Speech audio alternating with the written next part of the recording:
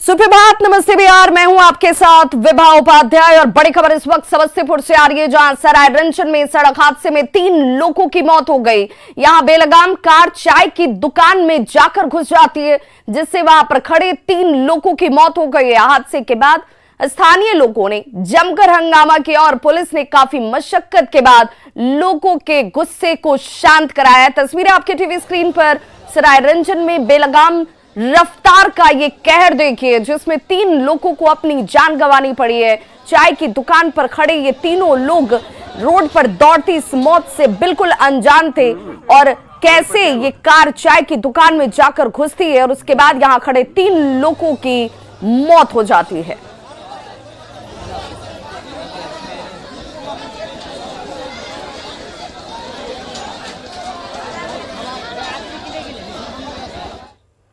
मधुबनी के जयनगर थाना क्षेत्र में तेज रफ्तार बाइक और स्कूटी में आमने सामने की जोरदार टक्कर में 3 लोगों की मौत हो गई है, जबकि एक की हालत गंभीर बताई जा रही है। हादसा NH 227 पर कमलाबाड़ी पेट्रोल पंप के पास हुआ है और बताया जा रहा है कि बाइक सवार युवक जयनगर से लदनिया की तरफ जा रहे थे, जबकि स्कूटी सवार 3 लोग लदनिया से ट्रेन पकड़ने के लिए जयनगर आ रहे थे और इसी दौरान कमलाबाड़ी पेट्रोल पंप के पास तेज रफ्तार बाइक और स्कूटी के बीच जोरदार टक्कर होती है और टक्कर इतनी जबरदस्त थी कि इस हादसे में 3 लोगों की मौत हो गई।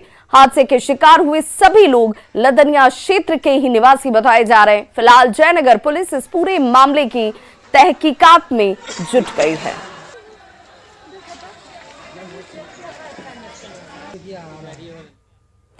भागलपुर में एक बार फिर से अतिक्रमण पर बुलडोजर चला है। जीरोबाइल थाना क्षेत्र में हाउसिंग बोर्ड की जमीन को अतिक्रमण से मुक्त कराया गया।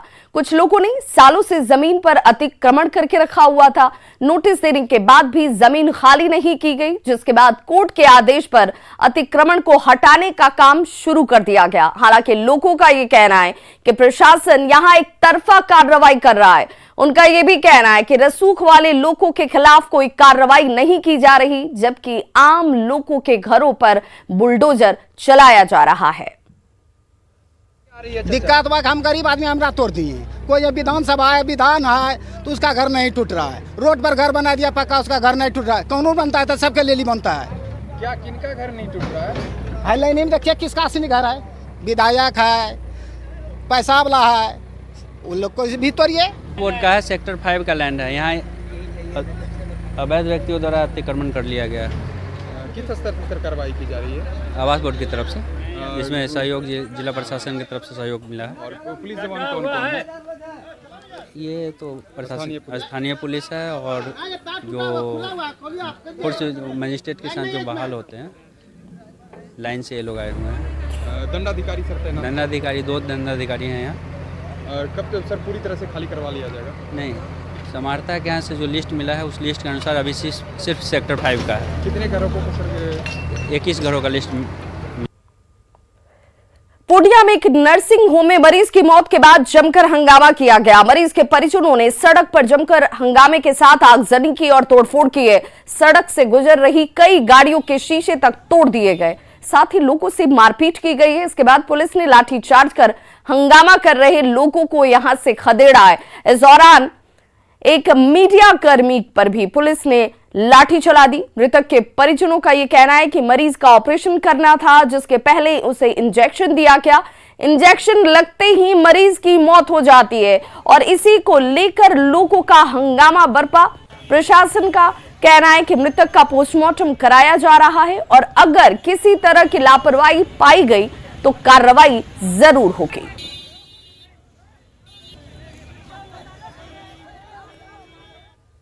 तो मरीज के परिजनों की तरफ से हंगामा। इन लोगों का जो उनके परिजन है उन लोगों के द्वारा आरोप लगाया जा रहा था कि वो गलत ये कर देने के बाद हुआ है, एनेस्थीसिया देने के बाद। तो इसका हम लोग पोस्टमार्टम करवा करके हम लोग पता कर रहे हैं। अगर रियली में अगर वो नर्सिंग होम के द्वारा ओवर डोज अगर दिया गया होगा, पोस्टमार्टम में साबित होगा, FIR करके कानून के तहत उस पर कार्रवाई की जाएगी। अच्छा, अभी पुलिस के द्वारा लाठियां भी भाजी नहीं, वो हल्का बल का प्रयोग किया गया था, चूँकि बहुत सारे असामाजिक तत्व जो है प्राइवेट प्रॉपर्टी को क्षति पहुँचा सिवान में चाकू से गोदकर एक युवक और एक युवती की हत्या कर दी गई। हत्या का आरोप लड़की के भाई पर लगा है, जिसे पुलिस ने गिरफ्तार कर लिया। मामला दरौंदा थाना क्षेत्र के रंगरौली गांव का है और बताया जा रहा है कि लड़का और लड़की एक दूसरे को प्यार करते थे। उससे घरवाले नाराज थे। दोनों मिलने के लिए निकले और इसी दौरान लड़की के भाई ने उन्हें देख लिया और उनकी चाकू से गोदकर हत्या कर दी गई। पुलिस ने आरोपी मन्नू को गिरफ्तार कर लिया है। घटना के बाद से गांव में तनाव का माहौल है। के बीच में प्रेम प्रसंग का कुछ इश्यू था, उस संदर्भ में पहले लड़की की हत्या की गई थी परिजनों के द्वारा, और उसी परिजन के द्वारा उस लड़की की भी हत्या कर दी गई थी। पुलिस ने त्वरित कार्रवाई करते हुए उसमें जो मुख्य अभियुक्त है उसको गिरफ्तार कर लिया है। आगे कार्रवाई की जा रही है। कुछ बरामद भी हुआ है सर? हत्या में प्रयुक्त जो उसने चाकू का इस्तेमाल किया था उसे भी बरामद कर लिया गया। अगली खबर भी सिवान से, जहां पर रंगदारी नहीं देने पर अपराधियों ने कपड़ा व्यवसायी मोहन गुप्ता को गोली मार दी। मामला बढ़हरिया बाजार का है और मोहन गुप्ता से 1 महीने पहले ही 10 लाख रुपए की रंगदारी की डिमांड की गई थी, लेकिन उन्होंने रंगदारी नहीं दी। अपराधी मोहन गुप्ता की दुकान पर पहुंचे और उन पर ताबड़तोड़ फायरिंग की गई। उनकी हालत गंभीर बनी हुई है। बाजार में सरेआम फायरिंग से लोग दहशत में, साथ ही पुलिस प्रशासन पर भी गंभीर सवाल खड़े किए जा रहे हैं। गोपालगंज विधानसभा उपचुनाव में मतदान खत्म होने के बाद आरजेडी और बीजेपी समर्थकों के बीच हिंसक झड़प शुरू हो गई। उसका गांव थाना क्षेत्र के कवही गांव में हुई इस घटना में दोनों पक्ष से 4 लोग जख्मी हो गए। घायलों का सदर अस्पताल में इस वक्त इलाज चलता हुआ। घटना के बाद इलाके में तनाव की स्थिति देखी जा रही है। पुलिस ने दोनों ही पक्षों से लिखित शिकायत मांगी है। पुलिस का यह कहना है कि मारपीट के मामले में कार्रवाई की जा रही है। सारे यादव समाज के लोगों ने हम पर वार किया लाठी डंडों से, जिससे मेरा हाथ फ्रैक्चर हो गया। मेरा भाई का सर में क्लॉट जम गया है और छोटा बच्चा को बहुत चोट लगा है। राम सोना बिगू सोनी सो लड़का है, एक लड़का उधर और है। 4 दिन मिलकर बहुत घर में मारा। हमारे गाँव में खाना होते हैं। वोट आप दिए कि नहीं दिए? ना वोट कहाँ दिए हम तो, लेकर थाना बंद करा दिया। दरभंगा में 2.5 साल की मासूम से रेप करने वाले गुड्डू झा को आजीवन कारावास की सजा सुनाई गई। साथ ही स्पेशल पॉक्सो कोर्ट ने 50,000 का जुर्माना भी लगाया है। कोर्ट ने पहले ही गुड्डू झा को दोषी करार दिया था और आज इसे लेकर कल ही सजा सुनाई गई। 3 अगस्त को गुड्डू झा ने बच्ची के साथ रेप किया था। कोर्ट ने बिहार पीड़ित प्राधिकार स्कीम के तहत पीड़ित बच्ची को 10 लाख रुपए देने के आदेश भी दिए हैं। धारा 376 AB में आजीवन कारावास का मतलब कि जब तक वह जिंदा रहेगा। इसके अलावा 50,000 रुपया का जुर्माना भी उसको किया गया है और जुर्माना नहीं देने की स्थिति में उसे 6 महीना और साधारण कारावास। पश्चिम चंपारण में प्रशांत किशोर ने एक बार फिर से मुख्यमंत्री नीतीश कुमार पर जमकर निशाना साधा। प्रशांत किशोर ने कहा कि योगा पट्टी में इसलिए सड़क नहीं बनाई जा रही क्योंकि एक बार कार्यक्रम में पहुंचे नीतीश कुमार के मंच पर किसी ने जूता उछाल दिया था। अभी देखिए नवलपुर बेतिया के जमीन रोड के हालत, मतलब जे ऊपर 5 किलोमीटर चल जाए तो हमारे खांसी रुकते नहीं के सुबह से। हम तो एक दिन चलता नहीं, समझे कि गांव के आदमी हो जा कैसे जिया ताड़ा बताओ तनी। अरे हम रुकल रही तो आदमी कहत के भैया 20% आदमी के टीबी हो गए। आदमी कहता नहीं कि धूल इतना पड़ता कि टीबी हो गया। हम देखिए हम सुबह से खांसी नहीं के रुक, वही रोडवा पर चल के आवत नहीं, हतना हाथों में धूल बा। अब 15 बरिस से बा काहे बा लोग बतावल कि जोगा पट्टी में नीतीश कुमार आये जूता चप्पल उछाल दिला उनका मंच पर। वही गुस्सा में वो आदमी रोडवे नहीं बनने दे रहा। बताइए वाला। तो प्रशांत किशोर के बयान पर जेडीयू ने कहा कि प्रशांत किशोर पाला बदलते रहते हैं, कभी जेडीयू के साथ थे और अब बीजेपी के इशारे पर काम कर रहे हैं। जनता सब समझती है और इसीलिए नीतीश कुमार को लगातार मौका दे रही है। प्रशांत किशोर जी की पहचान एक बिजनेसमैन, एक प्रोफेशनल के रूप में है जिन्होंने पैसों के लिए काम किया है, घाट घाट का पानी पिया है। आजकल नेता बने फिर रहे हैं। जो भाषा वो बोल रहे हैं वो भारतीय जनता पार्टी की भाषा है, क्योंकि वो भाजपा के एजेंट के रूप में ही काम कर रहे हैं।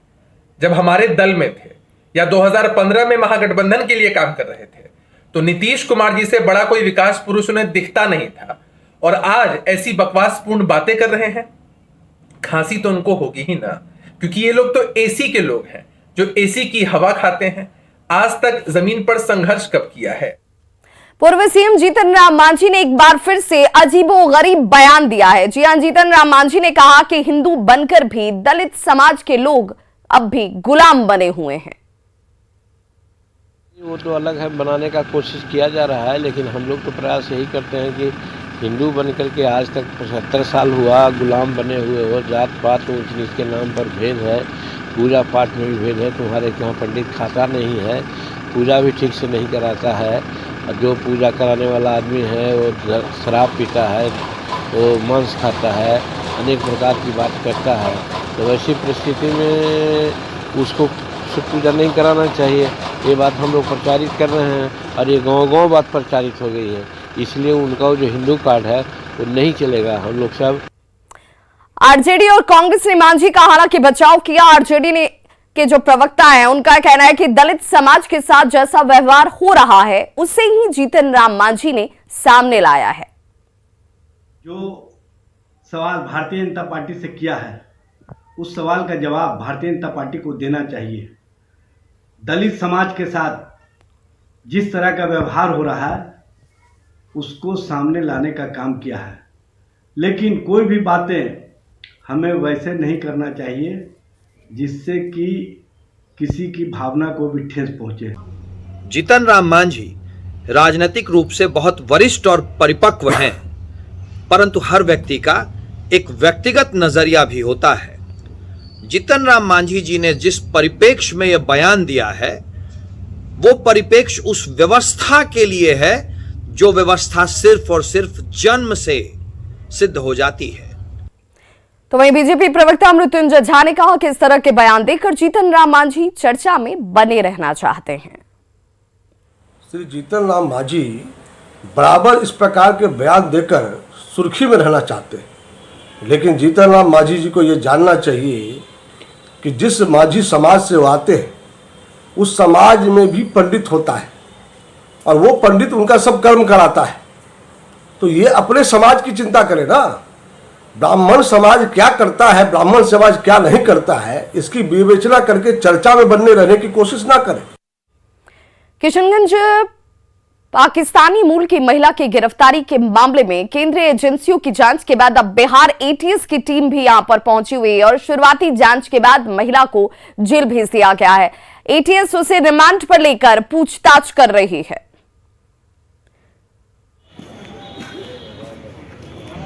पासपोर्ट अमेरिका का है, वो मूल रूप से पाकिस्तानी है, लेकिन वो नागरिक अमेरिका की हैं। पाकिस्तान की नागरिकता उन्होंने त्याग दी है। उसके अतिरिक्त जो विदेशी यात्रा वो की हैं वो फरीदा मलिक के नाम से, और उसके साथ साथ उनके पास कुछ बोर्डिंग पास और कुछ अन्य दस्तावेज भी पाए गए, जिसमें सना अख्तर का उल्लेख किया गया है। इसके संबंध में पूछताछ की गई तो उन्होंने कोई संतोषजनक जवाब नहीं दिया।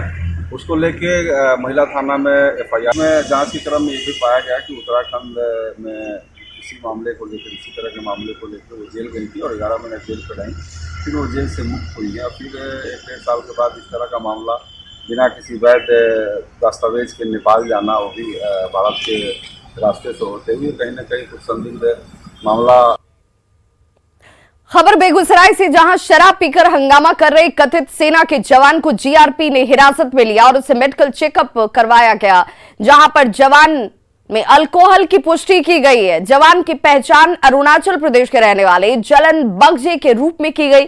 बताया जा रहा है कि फिलहाल वो दिल्ली में नागा रेजिमेंट में पोस्टेड है। हालांकि पुलिस जांच कर रही है और जांच के बाद ही ये स्पष्ट होगा कि आखिर ये सेना का जवान है या नहीं। सेना का जवान गुवाहाटी से दिल्ली जा रही राजधानी एक्सप्रेस में शराब के नशे में हंगामा कर रहा था। मैं सो रहा था, मेरे को चेहरे से उठ के पुलिस वाले ने जगाया, आओ इधर बाहर आया, यहाँ पहुँच गया। देखिए, अल्कोहल दारू पिए थे क्या? दारू इतना था मेरे पास, इतना सा। कहाँ पिए थे? ट्रेन में। ट्रेन में कहाँ पे? कहाँ पी रहे? ट्रेन में। ट्रेन में किस जगह? ट्रेन को कोई जगह? बाथरूम में। बाथरूम? बाथरूम में? हाँ जी। अच्छा, डर नहीं लगा क्या? नहीं, इतना सा पीने में कैसे आ जाता। अच्छा, मैं पुलिस वाले ने बुलाया, मैं सो रहा था, डॉबी पी के। कहाँ जॉब करते, कहाँ नौकरी करते हो? और मैं हाँ दिल्ली में। क्या चीज में हो? नागा रेजिमेंट में हूँ। नागा रेजिमेंट? नागा रेजिमेंट में हो ना। भोजपुर से बड़ी खबर है, जहां बदमाशों ने दुकानदार को गोली मार दी है। बाइक सवार 3 बदमाशों की तरफ से गोली मारी गई है। दुकानदार के भाई को जख्मी कर दिया गया। लोगों ने 3 बदमाशों को हालांकि पकड़ लिया है। बदमाशों के पास से हथियार और गोली बरामद की गई है। जख्मी दुकानदार का इलाज इस वक्त जारी है। भोजपुर के बड़हरवा की यह घटना, जहां पर अपराधियों की तरफ से गोलीबारी की गई। एक शख्स को गोली लगी है, जबकि भाई उसका जख्मी बताया जा रहा है। लेकिन लोगों की तत्परता और दिलेरी की वजह से 3 बदमाशों को पकड़ लिया गया।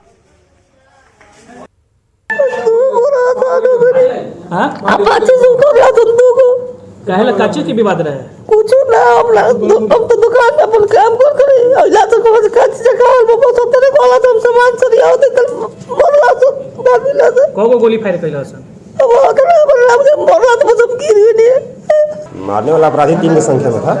अच्छा, कौन मोटरसाइकिल? और मोटरसाइकिल हम नहीं देख पाए। अपाची। पहले से कोई विवाद नहीं, ऐसा कुछ नहीं है, विवाद नहीं। कैसे घटना हुई? जी, घटना कैसे हो गई?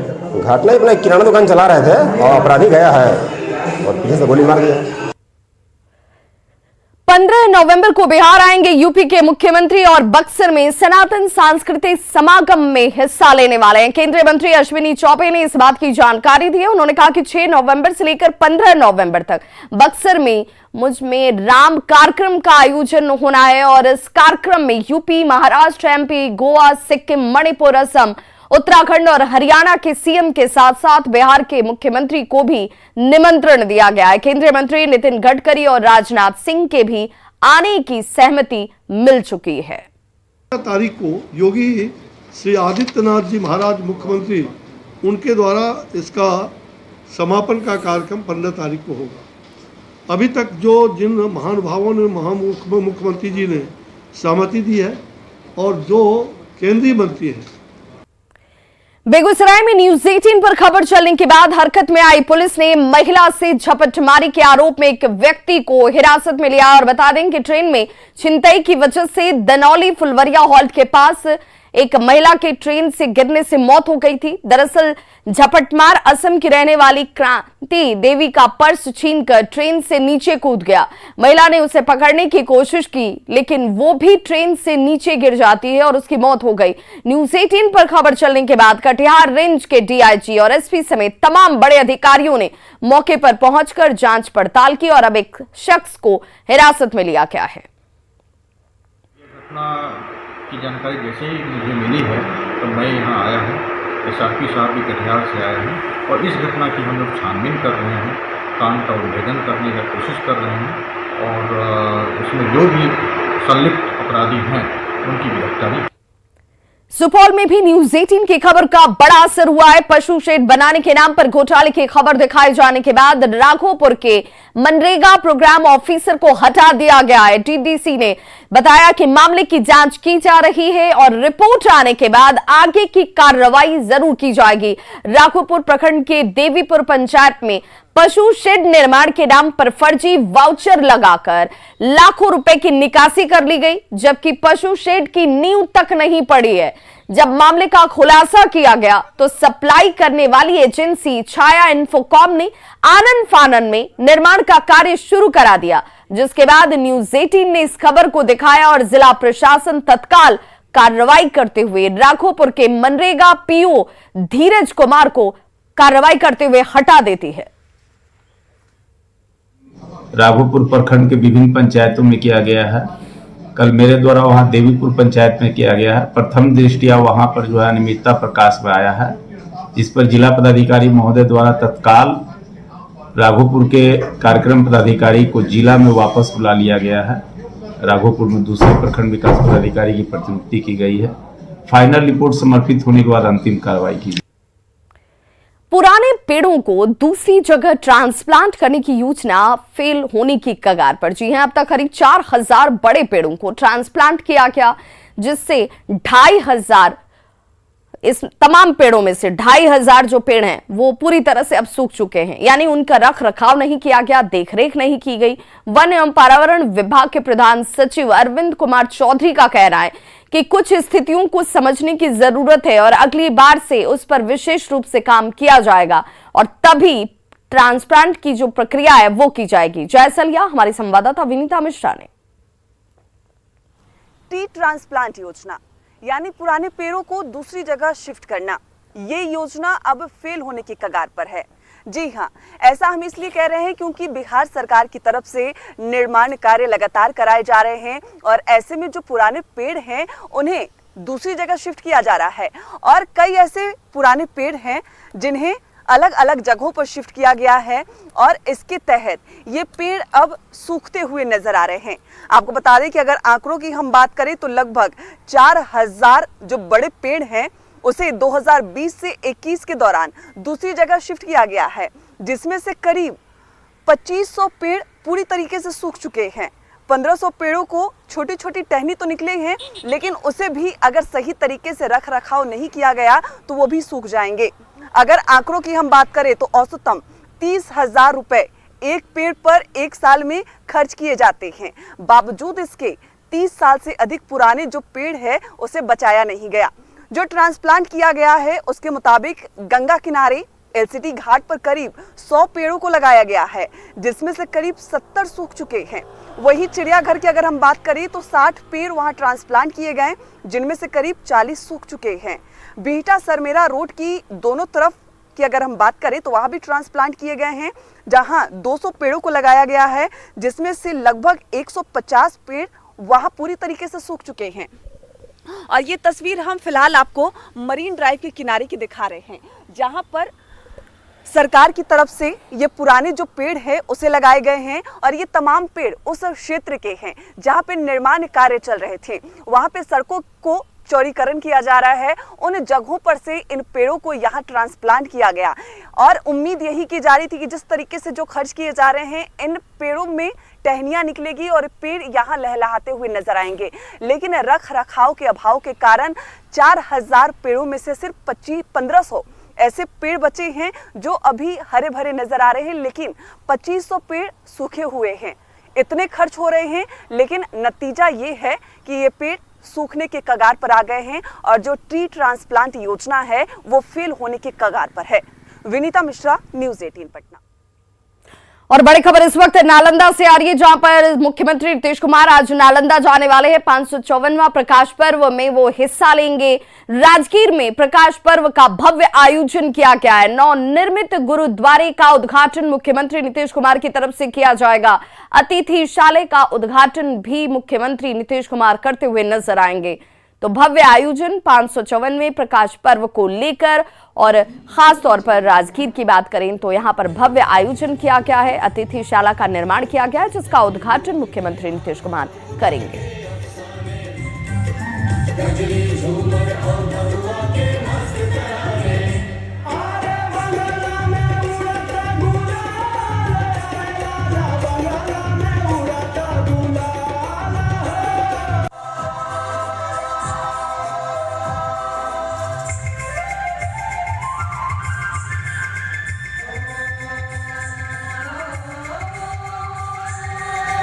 तो खबरों का सिलसिला लगातार जारी है, आप देखते रहिए न्यूज़ 18 बिहार झारखंड।